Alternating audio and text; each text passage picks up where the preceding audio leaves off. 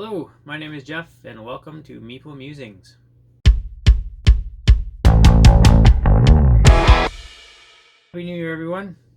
It's a bit late, but hope you had a great holiday season, and happy 2021.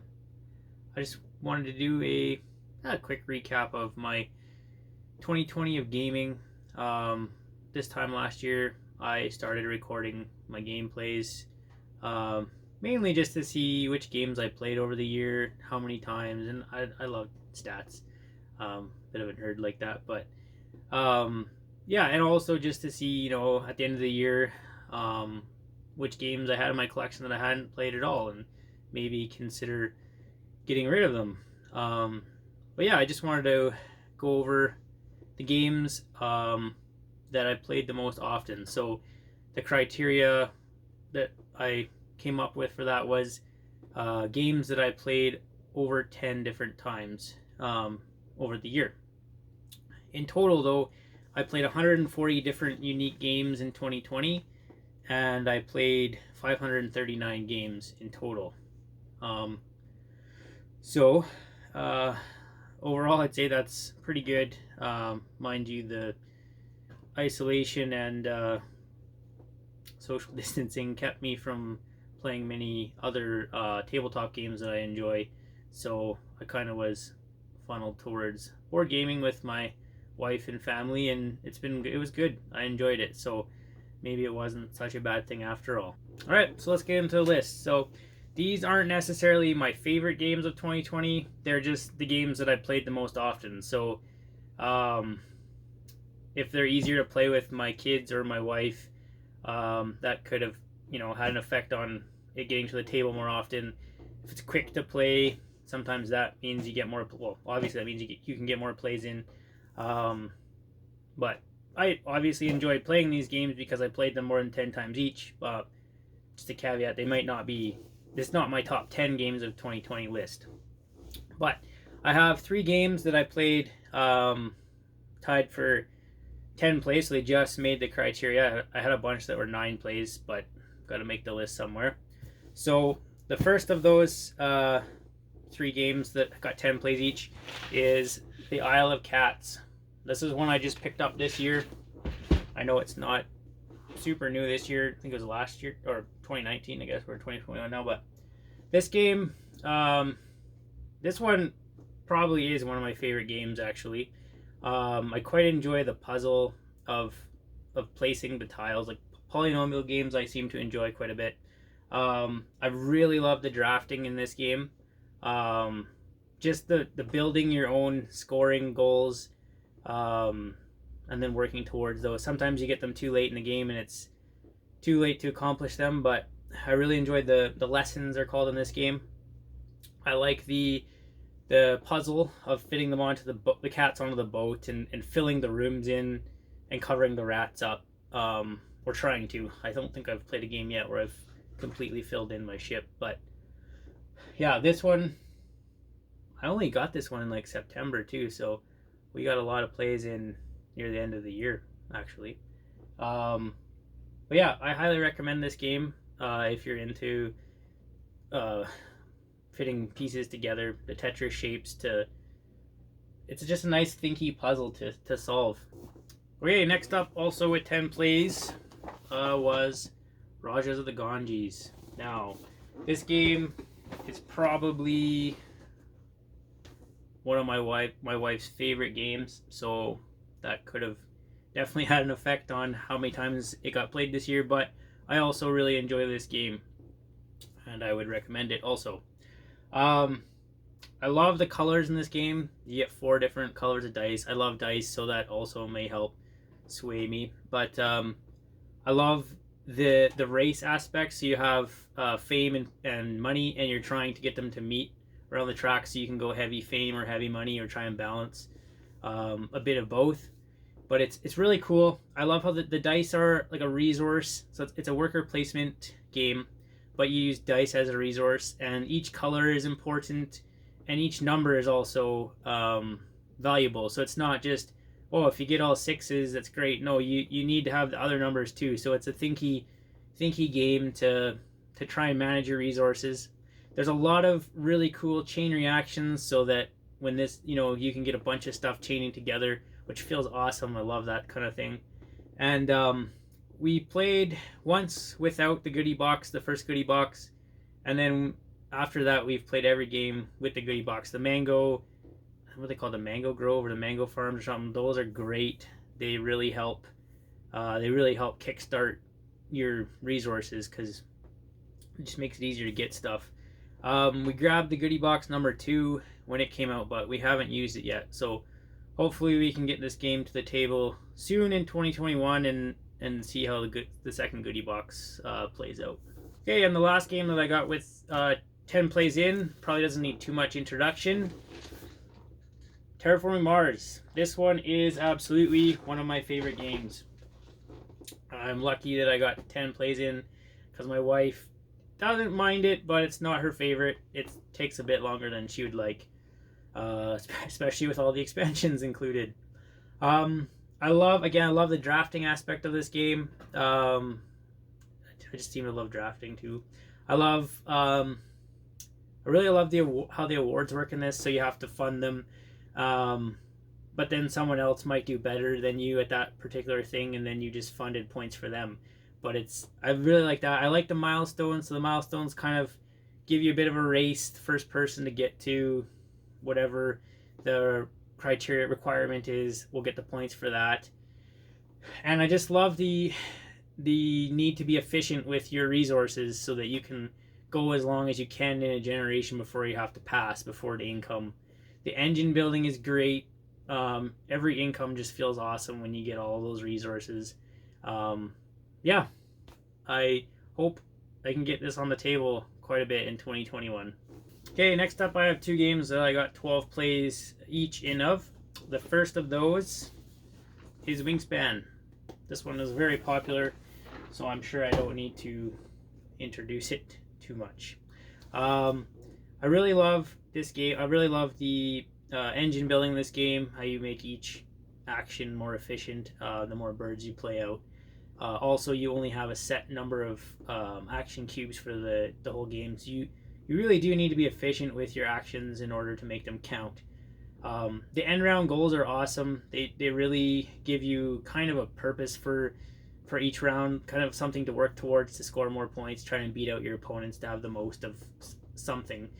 There's so many different ones now, especially with the new expansions. Speaking of which, we just picked up Oceania's in December.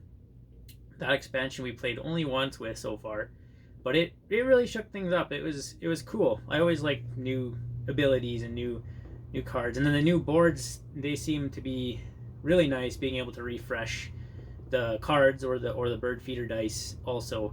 So yeah, hopefully I can get this on the table more. I mean, all these games I'd love to get on the table more, but I really want to try out the Oceania expansion some more, because there's a lot of birds we did not see yet. And my second game with 12 plays is Architects of the West Kingdom. Now, I don't know if this is my favorite Shem Phillips game.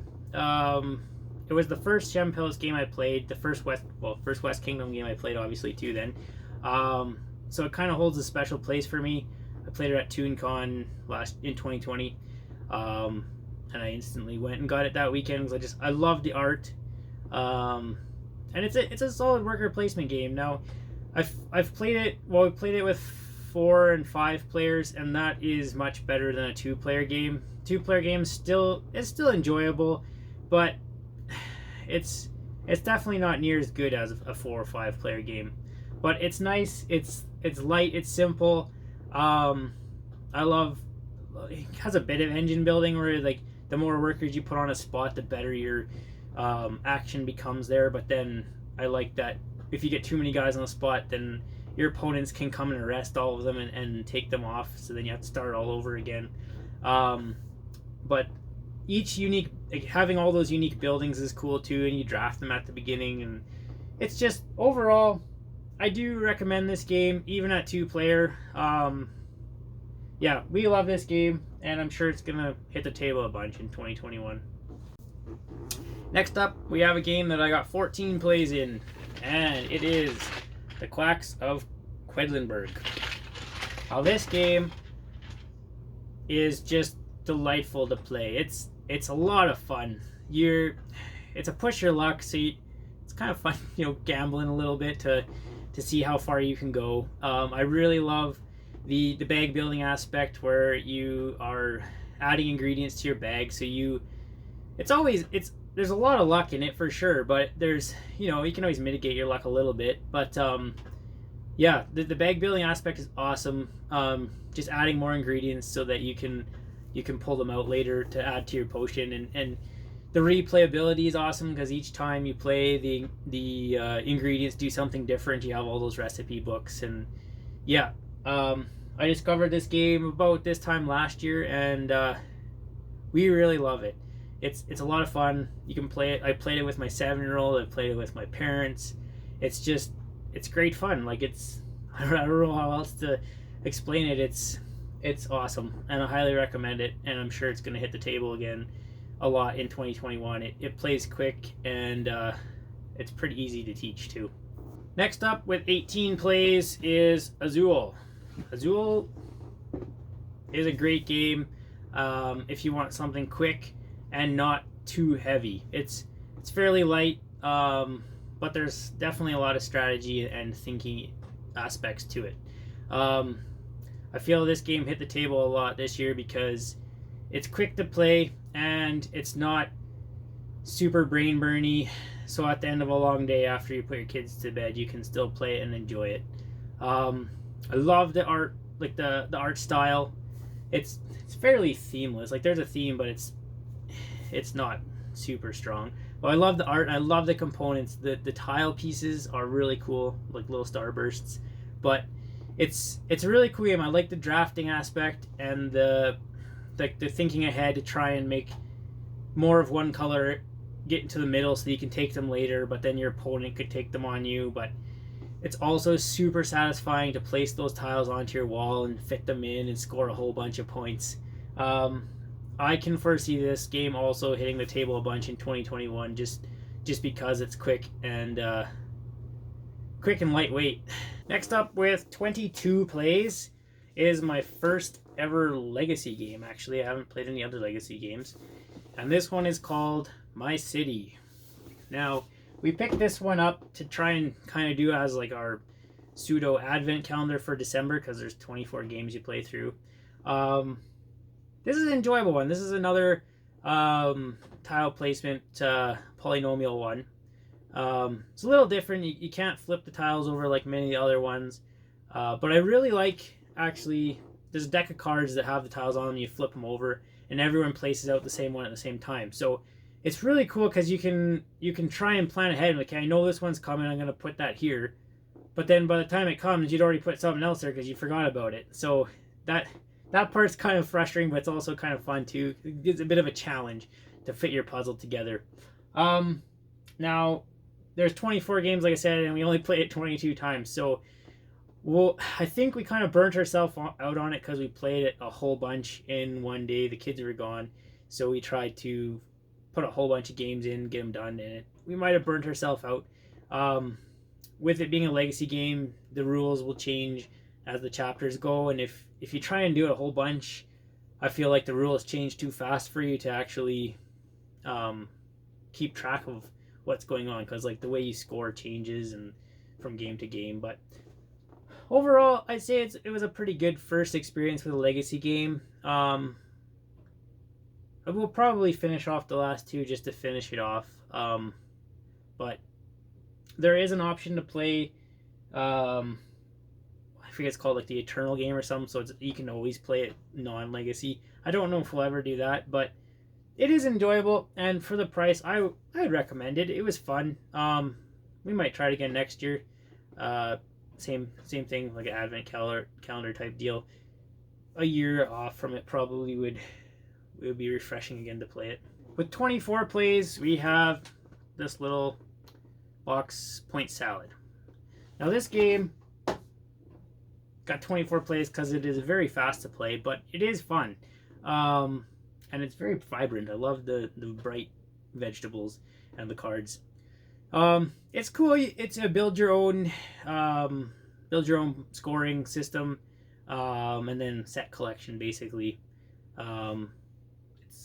great. Played it with my 7-year-old. Played with my parents. It's easy to teach. It's quick to play.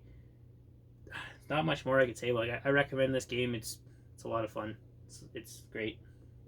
And with 26 plays, another small box game, we have Cythe.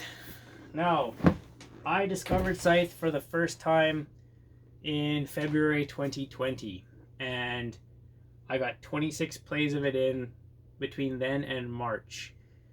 March was my last game of Cythe, and I don't know if I just played it so much I burnt myself out on it, but we played through the Rise of Fenris campaign. That was great. Yeah,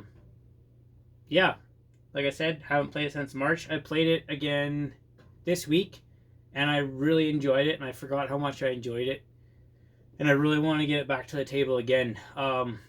It's still a great game. This is probably one of my #1 games, and I definitely should have played it more last year. 26 plays is a lot of plays, but that was a long break. Yeah, I love the action efficiency you need to have to pull off both your top and bottom actions on your mat, and the fact that you can't use the same action again unless you're the Russian guys. Yeah, it's just planning ahead, and this game really took me by surprise because I saw it before, and it's not what I expected when I played it. I expected it to it had miniatures and it looked like dudes on the map game, but this is very much a heavy Euro game, and I recommend it for sure. And like I said, I really hope to get it on the table more this year. All right, and my most played game of 2020 feels a little bit like a cheat, but it is The Crew, and I say that because this game plays extremely fast. A round could last a minute, or could last a little bit longer, but yeah, we played through this. We played 34 rounds in only 2 different sittings, so mind you, like, one of them was about 2 hours of playing games again and again and again, but we really enjoyed it. Like, that's how much we enjoyed it. We were able to play it game after game after game. Now, this game, I've played trick-taking games before, like Rook, but this one's really neat. This one is really requires you to think, where you have to get each player a specific card. They have to win a specific card in a trick, and you can't talk to each other about what cards you have or what cards you should play. Mind you, I don't think we actually played through a whole round without a little bit of cheating, I guess. but we enjoyed ourselves, so I guess that is the goal of gaming, right? Yeah, my dad really enjoyed this game, actually, enough that I got it for him for Christmas. But I would recommend this game. Like, it's a cheap little box game, and it's a ton of fun packed in there. Yeah, it's cool. There's a book with like 50 missions in it, so you can play through them, in order, or just pick whatever one you want, varying in different difficulty, all the way from quite easy to some that are really hard to pull off, and we had to play 5 or 6 times before we beat them. But overall, yeah, that was my top played game of 2020, and I only picked it up in November, I think. Anyways, thanks for watching my top played games of last year. Were there any games on there that you played a bunch too? Any games on there that you just cannot stand and can't imagine anyone playing them that at least 10 times? Let me know. And if you want to know more about any of these games in particular, let me know too. Maybe I can do an in-depth review on them eventually. But yeah, thanks for watching. I hope you all have a great New Year's, and look forward to hopefully getting a game more in person in 2021.